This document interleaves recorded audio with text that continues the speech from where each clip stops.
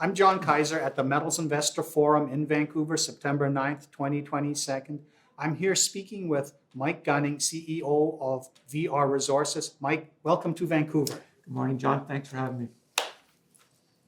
VRRCF initially was focused on copper and gold projects in Western Nevada, but a few years ago, you also decided to include the James Bay lowland area, where a number of intrusive complexes had been identified through magnetic surveys ages ago and presumably checked out by somebody. What was it that attracted you to revisit this area and start checking out these strange large magnetic anomalies?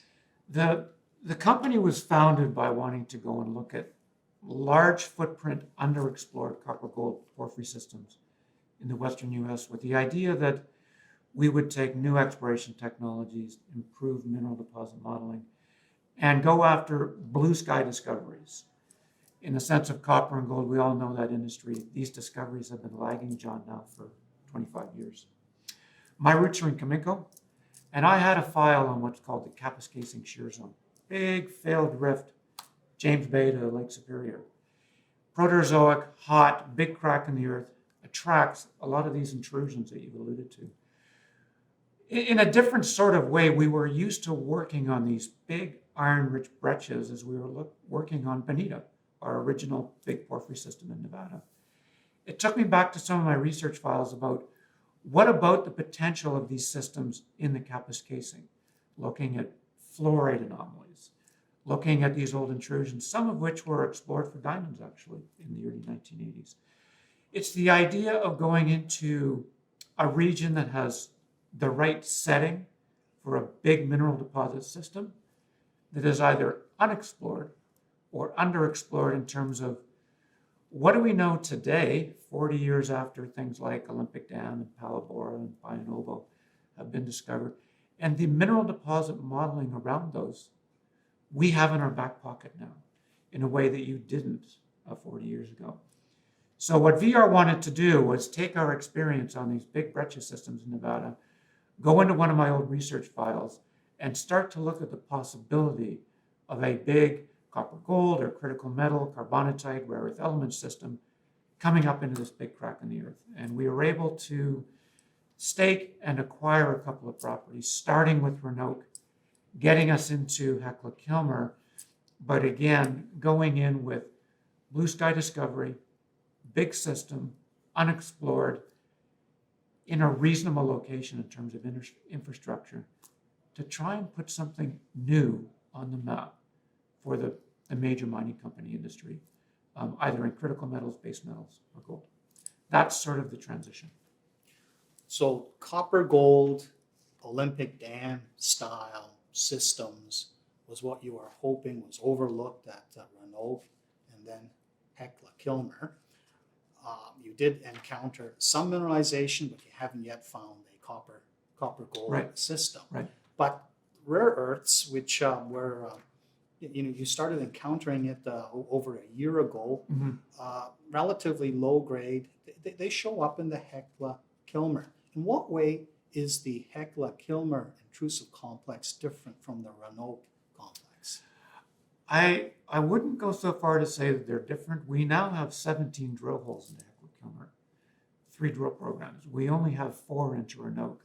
Renoke is farther north into the lowlands. It's not only buried by till, it's buried by carbonate. So actually one of the differences, John, is we know a lot more about Hecla-Kilmer than we do about Renoke. It is possible that there is a polyphase zoned carbonatite intrusion at Renoke. We just haven't quite seen it yet. The Hecla-Kilmer complex was known about in the 70s when companies like SO Minerals were running around looking for diamonds. What we've been able to do with 3 successive drill programs in the relationship of what's going on this big rift with these big carbonatites coming up is where are we in that vertical succession of very high temperature iron oxide apatite roots to higher level iron oxide copper gold hematite dominated systems. And as it turns out, Hecla-Kilmer is an example of that deeper, higher temperature carbonatite route, which is biased to the rare earth elements and the apatites. And so it's really a transition, a gradation in the modeling. And Hecla-Kilmer is clearly biased to the potential for these rare earth elements. And it's good, John, because we know if we look at the top 10 deposit list for rare earth elements in the world, the mines that actually matter, all of them are carbonatite IOCG systems, similar to what you see going on at Hecla-Kilmer.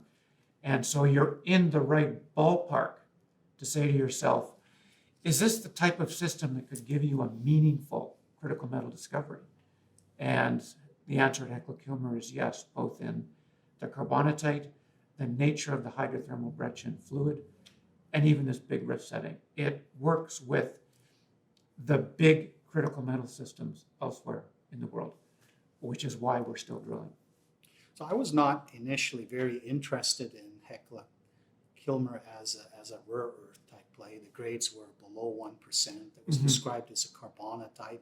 We have world-class carbonatites like Bionobo, hundreds of millions of tons, 4% total rare earths. We have Mountain Pass, 8%, 20 million tons originally. So something below 1%, that's a simple carbonatite style deposit, is not going to be very interesting. I became interested when I saw the results of hole 13. We had a long interval, 243 meters or so of 1%, and with grades ranging to 2%, and inside that was a 65-meter interval of 1.53%. But I said, well, okay, but it's still a carbonatite. And these Bionobo Mountain Pass carbonatites and even Mount Weld, they're only 2%, less than 2% is what's qualified as heavy rare earths. And when you made the full rare earth distribution available, I saw, oh, this is unusual. You have 8 to 10% heavy rare earths. And when I plugged in the numbers, I saw that the four key magnet metals, like neodymium and praseodymium from the light rare earth deposits, were about 70% of the value. And terbium and dysprosium, which are the lesser magnet rare earths used to dope the larger ones so they don't lose their magnetism at high operating pressure temperatures, those represented 20% of the value. So these four important metals critical to the future of the electric vehicle sector represent 90% of the rock value. And the prices where they were last, that was over $400 a ton. And so I said, a deposit like this that can produce both sets, where most production comes with only the light rare earth set, this will be of interest, especially if you can establish a meaningful resource in the 1 to 2% range that maintains this ratio.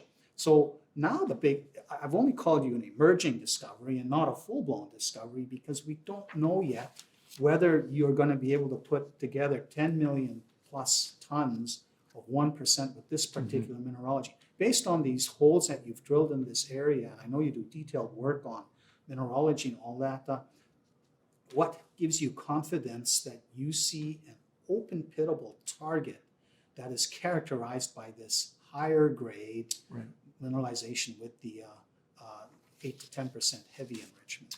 I think you're right. What makes Hecla-Kilmer interesting is this proportion of these PMREOs. And it tends to be 18 to 20% of a 1% TREO intersection. And so when you look at Hecla-Kilmer and you're looking at the breccias and the carbonatite rock types, but you're also looking at structure. And so what's happening is that hole 13 is getting into core potassic alteration with these really broad halos of a calc potassic alteration with the lower grades that you're talking about on rare earth elements. Although I would say the niobium grades are actually picking up in a mineral called pyroxene. And in the same way we've seen the value of the PMREOs go up, we've seen the same thing with niobium, John, in terms of its potential role in battery technology with the Shiba, its role in CO2 emission reduction in steel, and so on. So VR is zeroing in on the structures that are controlling the core potassic alteration with the plus 1% TREO mineralization with these broad shoulders of lower alteration.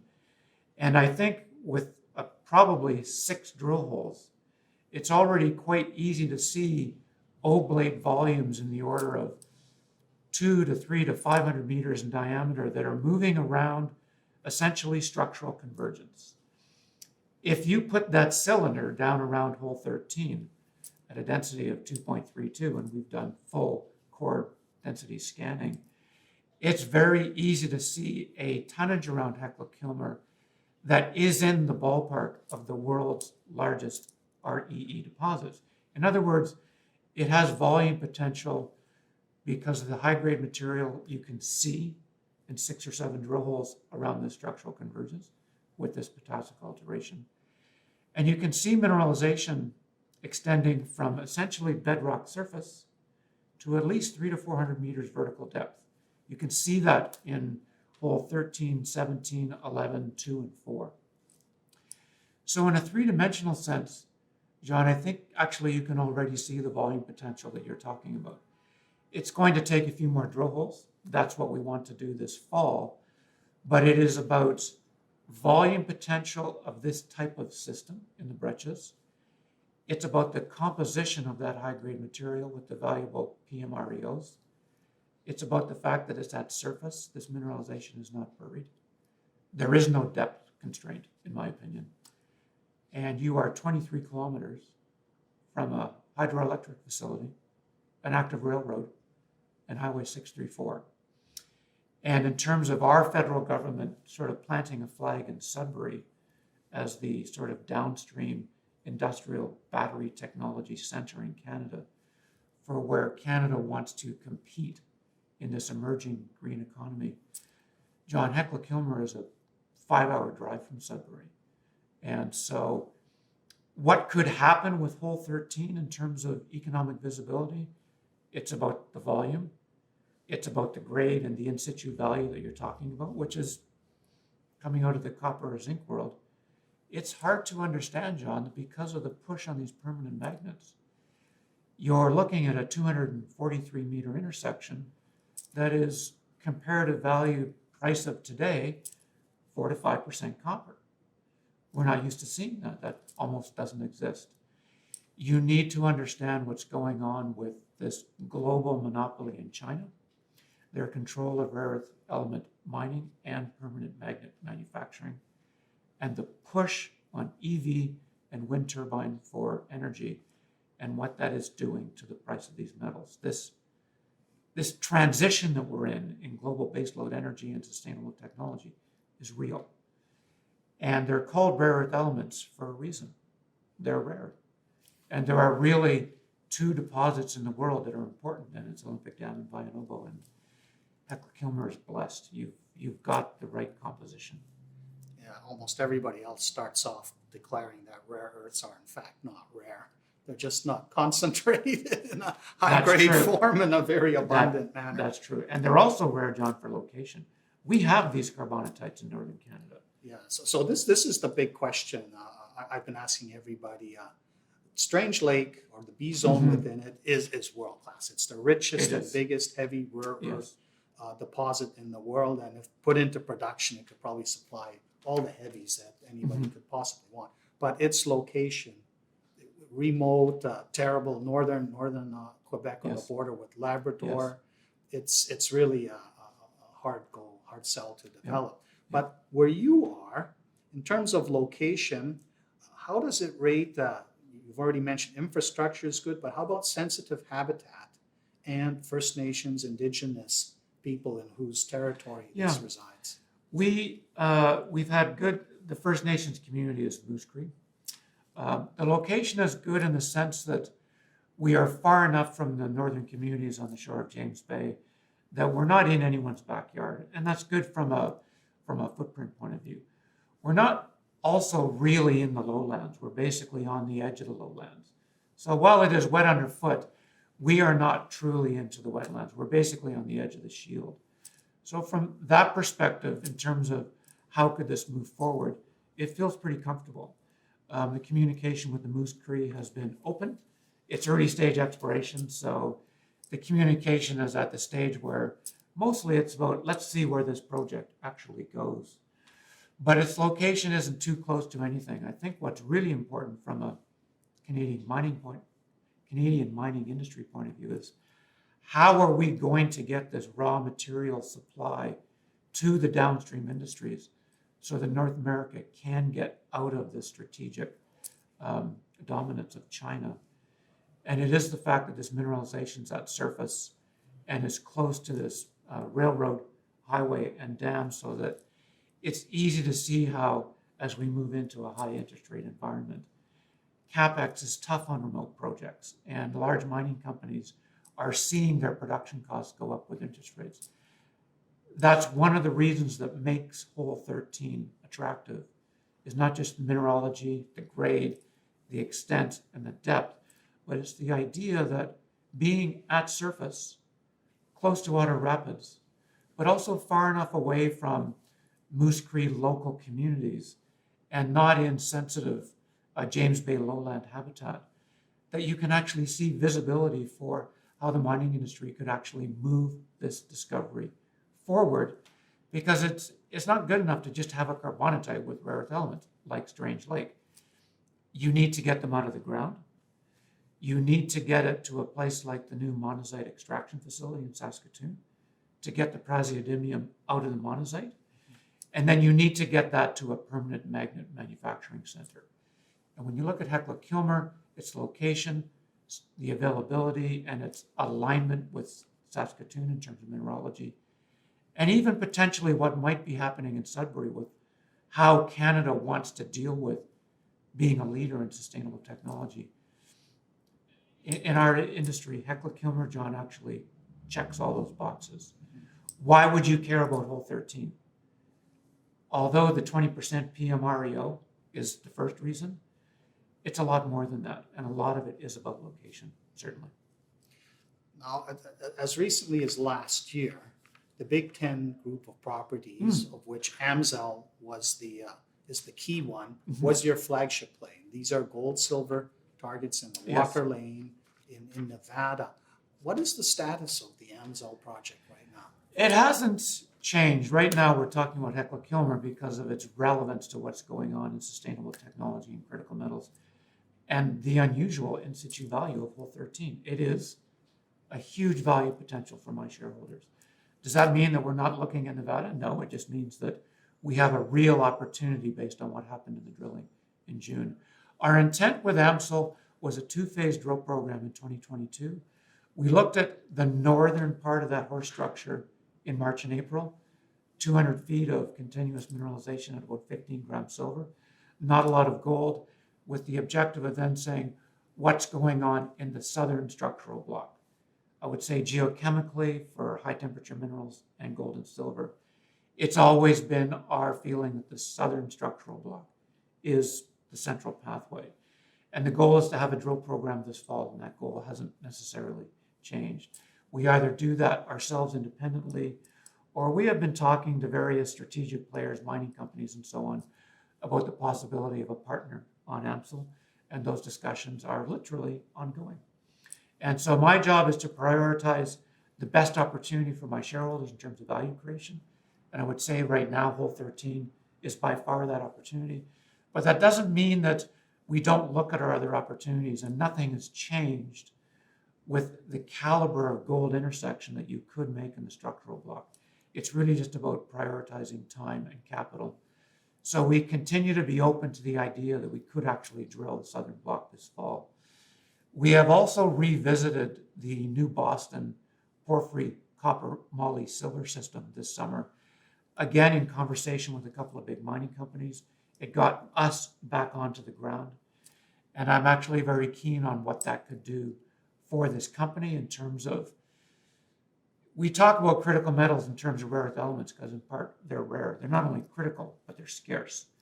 And there's a very unusual monopoly going on right now with China. Copper and nickel are also critical if we are going to electrify this planet. I think we all know that. And in the long term, we have a big challenge in the copper mining industry for that. Not short term, but long term. New Boston is a huge footprint copper moly silver system from the 1970s. It's been good for VR to get on the ground. It's reminded me about the quality of the opportunity. And it's just about balancing capital and priority. New Boston, I would like to actually be doing the first pass drilling in 2023. And we just put that in the mix master, John. It's what we do for blue sky opportunities to have 2 or 3 of these on the table. I would like to be working on these in the second half of 2022, 2023. But right now, Hecla-Kilmer is by far the most obvious and important value creation opportunity for our shareholders. So what's your 6-month budget for Hecla-Kilmer and your funding strategy? Right. Right now, the company's got $1 million in the treasury, so we're good for a G&A. We've announced a financing about 2 weeks ago of about $4 million. And the goal, as we succeed to close the successive tranches in the financing, first and foremost, is to have a drill back at Hecla-Kilmer in October for 4 weeks. We know where this high-grade mineralization comes to surface. And in terms of where do you have the possibility to show the extent of volume, that's what I want to do with 4 to 6 holes this winter. Cost would be between $500,000 and $1 million. Because of that location, we can be extremely efficient cost-wise with that drilling. And by closing the entire amount of this financing, it would be the objective to look at AMSL and New Boston either for the second half of this year or the first half of 2023 in terms of what can we do for discovery value creation for our shareholders on those 2 projects. Firstly, though, it's can we get a drill back to Hecla-Kilmer in October with the next tranche of this financing. What are the terms of this financing? 16 cents, warrant at 25 cents for 18 months, I believe, half a warrant. Our weighted average share price has been around 15 or 16 cents for 5 days, 20 days, 50 days. So we're sitting at a good equilibrium to do a financing and the share price that represents where we've been trading for the last few months. And it gives us the ability to put that financing money directly in the short term at the drill bit in this unusual PMR yield mineralization at Hecla-Kilmer and try and give those investors a near-term news flow by Christmas, December, January, at a time where I think this collective mining industry, based on what I saw at PDAC, is focused on critical metals. I've been talking with Mike Gunning of VR Resources at the Metals Investor Forum. Thank you, Mike. Thanks very much, John.